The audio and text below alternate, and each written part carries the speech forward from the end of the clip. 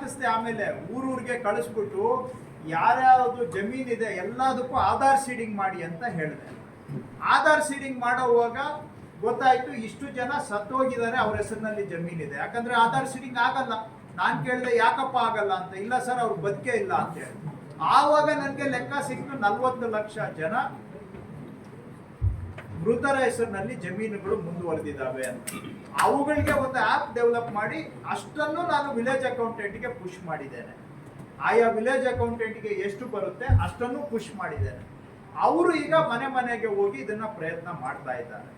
ಅವ್ರಿಗೆ ಸ್ವಲ್ಪ ಚೆನ್ನಾಗಿ ಮಾಡಲಿ ಅಂತ ಯಾರು ಹೆಚ್ಚಿಗೆ ಮಾಡ್ತಾ ಇದ್ದಾರೆ ವಿಲೇಜ್ ಅಕೌಂಟೆಂಟು, ಗ್ರಾಮ ಸೇವಕರು, ಅವರಿಗೆ ಸಂಬಳ ಅಲ್ಲದೆ 5 ಕೋಟಿ ರೂಪಾಯಿ ನಾನು ಪ್ರೋತ್ಸಾಹ ಧನವನ್ನು ಘೋಷಣೆ ಮಾಡಿ ಆಲ್ರೆಡಿ 2 ಕೋಟಿ ರೂಪಾಯಿ ಪ್ರೋತ್ಸಾಹ ಧನ ಪಾವತಿನೂ ಮಾಡಿದ್ದೇನೆ. ಹೆಚ್ಚು ಪರ್ಫಾರ್ಮೆನ್ಸ್ ಮಾಡಿದ್ದಾರೆ ಎಲ್ಲರಿಗೂ ಕೂಡ. ಯಾರು ನಮ್ಮ ಟಾರ್ಗೆಟ್ಗೆ ಹತ್ತಿರಕ್ಕೆ ಪರ್ಫಾರ್ಮೆನ್ಸ್ ಮಾಡಿದ್ದಾರೆ ಅವರಿಗೆ ಪ್ರೋತ್ಸಾಹ ಧನನೂ ಕೊಡ್ತಾ ಇದ್ದೇನೆ ಸರ್ಕಾರದಿಂದ. ಸೊ ನಾವು ಕೊಟ್ಟು ಮಾಡಿಸ್ತಾ ಇದ್ದೇವೆ. ನಾನು ಜನಗಳಿಗೂ ಮನವಿ ಮಾಡಿದ್ದೇನೆ, ಜನ ಸ್ವಲ್ಪ ಕೋಆಪರೇಷನ್ ಕೊಟ್ಟರೆ ಇನ್ನೂ ಆಗುತ್ತೆ. ಆ್ಯಕ್ಚುಲಿ ರಾಜ್ಯದಲ್ಲಿ 14 ಲಕ್ಷ ಆಗಿದೆ. ಈಗ ಇನ್ನೂ ಒಂದು 15 ಲಕ್ಷ ಮಾಡಬೇಕು ಅಂತ ನಾವು ಟಾರ್ಗೆಟ್ ಇಟ್ಕೊಂಡಿದ್ದೀವಿ. ಜನ ಕೋಆಪರೇಷನ್ ಕೊಡಬೇಕು. ಕೆಲವ್ರು ಏನು ಮಾಡ್ತಾರೆ, ಹೆಣ್ಮಕ್ಳದ್ದು ಸೇರಿಸ್ಬೇಡಿ ಅಂತ ಹೇಳೋದು, ಅಥವಾ ಒಬ್ಬ ಬ್ರದರ್ ಇದ್ರೆ ಅವ್ರನ್ನ ಕೈ ಬಿಟ್ಬಿಟ್ಟು ಇಷ್ಟು ಮಾತ್ರ ಮಾಡಿ ಅಂತ ಯಾಮರ್ಸಕ್ಕೆ ನೋಡೋದು. ಇವೆಲ್ಲ ಸ್ವಲ್ಪ ಜನ ಬಿಟ್ಟು ಮುಕ್ತವಾಗಿ ಕಾನೂನು ಪ್ರಕಾರ ಕಾನೂನು ಏನು ಹೇಳುತ್ತೆ ಅದನ್ನ ಮಾಡೋದಕ್ಕೆ ಮುಂದೆ ಬಂದ್ರೆ, ಇನ್ ಕೆಲವರು ಇದು ಯಾರಿಗೆ ಅಣ್ಣ ತಮ್ಮಂದರಿಗೆ ಅಕ್ಕ ತಂಗಿಯರಿಗೆ ಭಾಗ ಕೊಡ್ಬೇಕಾಗುತ್ತೆ ಅಂತ, ಬೇಡ ಇದನ್ನ ನಮ್ಮದು ಮಾಡಬೇಡಿ ನಮ್ದು ಹಂಗೆ ಇರಲಿ ಅಂತ ಹೇಳೋದು. ಇನ್ ಕೆಲವರು ಅವರು OTP ಕೊಡೋದಿಲ್ಲ, ಬೇರೆ ಊರಿನಲ್ಲಿ ಇರ್ತಾರೆ, ಇಲ್ಲಿದ್ರೆ ಪರವಾಗಿಲ್ಲ, ಬೇರೆ ಊರಲ್ಲಿದ್ರೆ OTP ಕೊಡೋದೆ. ಈ ರೀತಿ ಅಸಹಕಾರನೂ ಇದೆ ಇದರಲ್ಲಿ.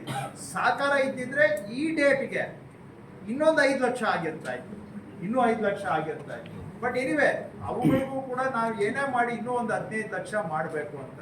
ಸೊ ಪೌತಿ ಖಾತೆ ಇದು ಕಾಲಕ್ಕೆ ಆಗಬೇಕಾಗಿದ್ದು ಹೌದು, ಆದ್ರೆ ಆಗಿಲ್ಲ. AC court, tahsildar court, AC ಕೋರ್ಟ್ಗೆ 6 ತಿಂಗಳು ಟೈಮ್ ಫಿಕ್ಸ್ ಮಾಡಿದೆ ಗೌರ್ಮೆಂಟು, ತಹಶೀಲ್ದಾರ್ ಕೋರ್ಟ್ಗೆ 3 ತಿಂಗಳು ಟೈಮ್ ಫಿಕ್ಸ್ ಮಾಡಿದೆ. ಆದರೆ ತಹಶೀಲ್ದಾರ್ ಕೋರ್ಟಲ್ಲಿ 3 ತಿಂಗಳು ಮೀರಿದ್ದಿದ್ದು 10,774 ಪ್ರಕರಣ ಮೇ 1ನೇ ತಾರೀಕು 2023 ಯಾಕಿತ್ತು?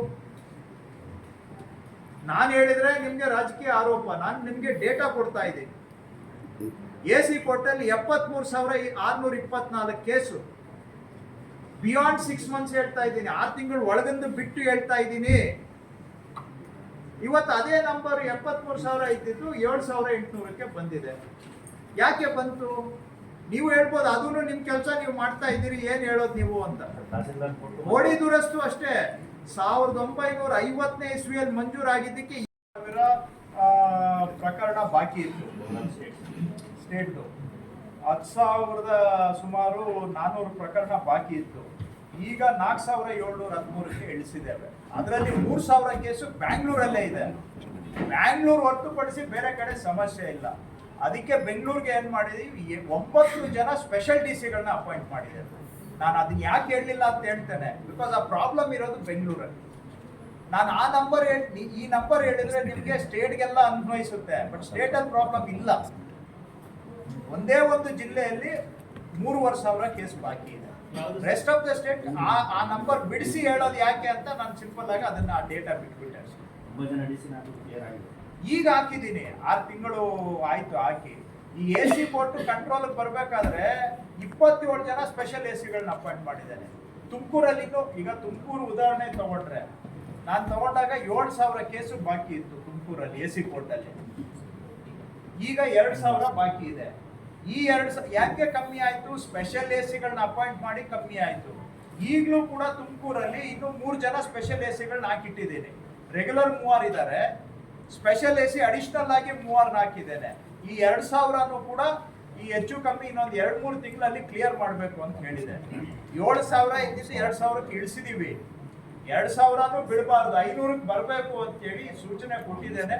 ಬಹುಶಃ ಇನ್ನೊಂದು 2 ತಿಂಗಳಲ್ಲಿ 3 ತಿಂಗಳಲ್ಲಿ 500ಕ್ಕೆ ಇಳಿಸ್ತೇವೆ.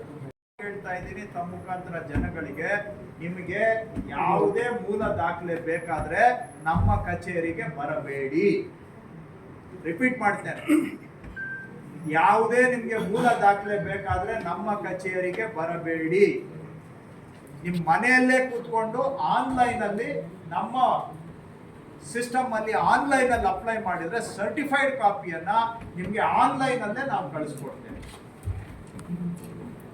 ಇಷ್ಟು ದಾಖಲೆ ನಾವು ಸ್ಕ್ಯಾನ್ ಮಾಡಿದ್ದನ್ನ ಜನಕ್ಕೆ ಆನ್ಲೈನ್ ಅಲ್ಲೇ ಒದಗಿಸ್ಕೊಡ್ತಾ ಇದ್ದೇವೆ. ನೀವ್ ಹೇಳ್ಬೋದು ಏನು ಸ್ವಲ್ಪ ಅಶಿಕ್ಷಿತರು ಇರ್ತಾರೆ ಅವ್ರಿಗೆ ಹೆಂಗೆ ಅಂತ. ಅವ್ರು ಬೇಕಾದ್ರೆ ಯಾವ್ದಾದ್ರು ಕಂಪ್ಯೂಟರ್ ಸೆಂಟರ್ಗೆ ಹೋಗಿ ಅಲ್ಲಿ ಕೂಡ ಅಪ್ಲೈ ಮಾಡಿ ತಗೋಬಹುದು. ಇಲ್ಲ ಅಂತ ಹೇಳಿದ್ರೆ ನಮ್ಮ ನಾಡ ಕಚೇರಿಗೆ ಹೋಗಿನೂ ಕೂಡ ತಗೋಬಹುದು. ಇಲ್ಲ ಅಂದ್ರೆ ಬರ್ಬಹುದು. ನಮ್ಗೆ ಬಂದ್ರೆ ಕೊಡೋದಿಲ್ಲ ಅಂತ ಹೇಳಿಲ್ಲ, ಆದ್ರೆ ಬರಬೇಡಿ ಅಂತ. ಯಾಕಂದ್ರೆ ಜನ ಏನ್ ಹೇಳ್ತಾರೆ, ನಿಮ್ ಕಚೇರಿಗೆ ಹೋದ್ವಿ ದಾಖಲೆ ಸಿಗ್ಲಿಲ್ಲ, 2 ಸತಿ ಹೋದ್ವಿ, 3 ಸತಿ ಹೋದ್ವಿ, 4 ಸತಿ ಹೋದ್ವಿ, ಆಮೇಲೆ ಮಧ್ಯವರ್ತಿಗಳಿಗೆ ಯಾರಿಗೋ ಹೇಳಿ ಮಾಡಿಸ್ಕೊಳ್ಬೇಕಾಯ್ತು. ಅದಕ್ಕೆ ನಾನು ಹೇಳ್ತಾ ಇದ್ದೀನಿ, ಆನ್ಲೈನ್ ಅಲ್ಲೇ ತಗೊಳ್ಳಿ, ನಾವು ಆನ್ಲೈನ್ ಅಲ್ಲೇ ಕೊಡ್ತೇವೆ. ಸೊ ಇಷ್ಟು ಸೌಲಭ್ಯವನ್ನ, ಇದೂ ಒಂದು ಕಾರಣ ಜನ ನಮ್ಮ ಕಚೇರಿಗಳಿಗೆ ಸುತ್ತೋದಕ್ಕೆ. ಸೊ ನಿಮ್ಗೆ ಉತ್ತರ ಹೇಳೋದಾದ್ರೆ, ಆ ಸಮಸ್ಯೆಯನ್ನ ಅರ್ಥ ಮಾಡ್ಕೊಂಡೆ ಈ ದಾಖಲೆಗಳು ಕಳುವು ಆಗ್ಬಾರ್ದು ಅಂತ ತಡೆಗಟ್ಟೋದಿಕ್ಕೆ. ಹಿಂದೆ ಆಗೋಗಿದೆ, 20 ವರ್ಷ ಹಿಂದೆ ಆಗ್ಬೇಕಾಗಿತ್ತು ಈ ಕೆಲಸ. ಭೂಮಿ ಆದ ತಕ್ಷಣ ಲ್ಯಾಂಡ್ ಸ್ಕ್ಯಾನಿಂಗ್, ರೆಕಾರ್ಡ್ ಸ್ಕ್ಯಾನಿಂಗ್ ಆಗ್ಬೇಕಾಗಿತ್ತು, ಮಾಡ್ಲಿಲ್ಲ. ಈಗ 20 ವರ್ಷ ಆದ್ಮೇಲೆ ಆದ್ರೂ ಪರವಾಗಿಲ್ಲ, ಸ್ಕ್ಯಾನಿಂಗು ಮಾಡ್ತಾ ಇದ್ದೇವೆ, ಸಂರಕ್ಷಣೆ ಮಾಡ್ತಾ ಇದ್ದೇವೆ, ಫೋರ್ಜರಿ ತಡೆಗಟ್ತಾ ಇದ್ದೇವೆ. ಜೊತೆಗೆ ಜನಗಳ ಬೆರಳ ತುದಿಯಲ್ಲಿ ಈ ದಾಖಲೆ ಸಿಗೋ ತರ ಎನಿ ಟೈಮ್ ಎನಿವೇರ್ ಅವ್ರಿಗೆ ದಾಖಲೆ ಸಿಗೋ ತರಾನು ಮಾಡ್ಕೊಡ್ತಾ ಇದ್ದೀವಿ. ನಿಜ, ಉತ್ತರದಾಯಿತ್ವ ಅಂದ್ರೆ ಅಕೌಂಟಬಿಲಿಟಿ ಅನ್ನೋದು ಬಹಳ ಕಡಿಮೆ ಆಗೋದು. ನಾನು ಇವತ್ತು ಇಲ್ಲಿ ಆಕ್ಷನ್ ತಗೊಂಡು ಸಸ್ಪೆಂಡ್ ಮಾಡಿದ್ರೆ 5 ನಿಮಿಷಕ್ಕೆ ಅಲ್ಲಿ ಸ್ಟೇ ಕೊಡಕ್ ಕಾಯ್ತಾ ಇದ್ದಾರೆ. ಅವರು ನಾಳೆ ವಾಪಸ್ ಬಂದು ಇಲ್ಲೇ ಕೂತ್ಕೊಳ್ತಾರೆ, ನೋಡ್ದ ಅಂತೇಳಿ ಇನ್ನೂ ರಾಜಾರೋಷ ಜಾಸ್ತಿ ಆಗುತ್ತೆ. ಇವೆಲ್ಲ ನಾವು ಮಾಧ್ಯಮದ ಮುಂದೆ ಹೇಳುವಂತ ವಿಷಯಗಳಲ್ಲ, ಆದ್ರೂ ನೀವು ಕೇಳಿದ್ದಕ್ಕೆ ಹೇಳ್ತಾ ಇದ್ದೇನೆ. ಇಂಥ ವ್ಯವಸ್ಥೆಯಲ್ಲಿ ಕೊನೆಗೆ ನಮ್ಗೆ ಏನಾಗಬೇಕು, ಕೆಲಸ ಆಗಬೇಕು. ವ್ಯವಸ್ಥೆಯಲ್ಲಿ ಒಳ್ಳೆ ಕೆಲಸ ಮಾಡೋರು ಅರ್ಧ ಜನ ಇದ್ದಾರೆ.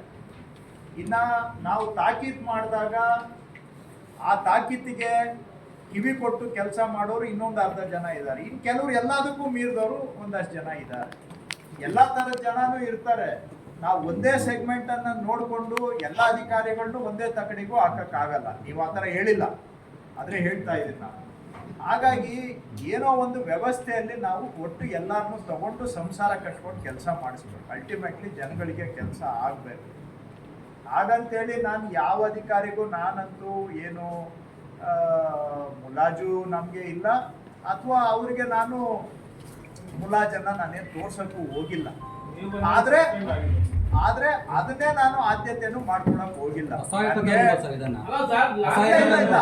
ಸರ್, ನಾನು ಅಸಹಾಯಕ ಆಗಿದ್ರೆ ಇಷ್ಟು ಕೆಲಸ ಹೆಂಗಾಗ್ತಾ ಇತ್ತು?